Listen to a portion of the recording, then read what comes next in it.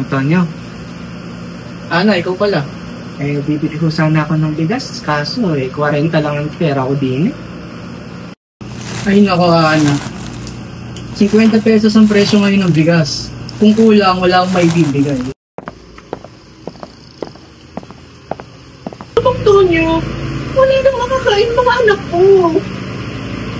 Mang Tonyo, sabi ni Jesus, whatever you do for the least of my brothers, you do for me. Kahit maliit ng tulong yan, para kay Ana malaki na yan.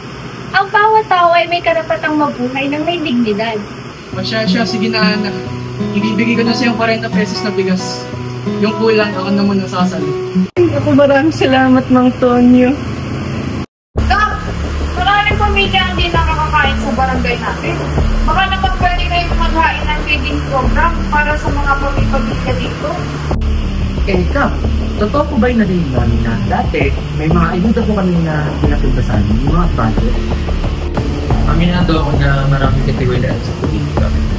Yung iba, mas sinuuna pa yung bulsa nila kaysa sa kapangalan ng iba.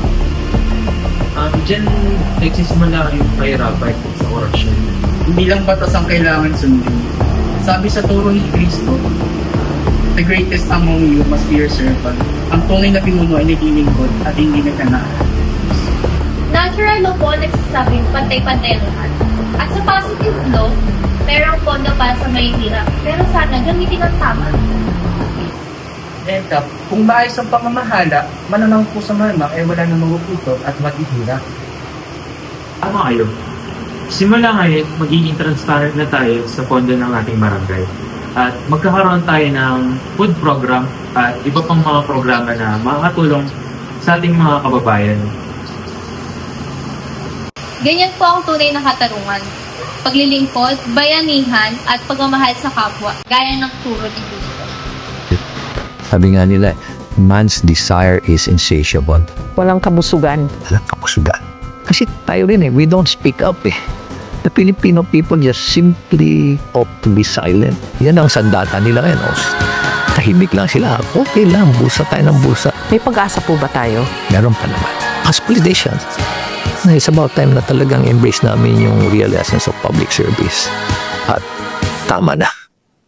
Tama na. Mahiya na po tayo. Sa mga naranasan nating hirap, pagod, at perwisyo, Hindi kahirapan ang maglulubog sa mga Pilipino, kundi ang kasabihan. Sige, be.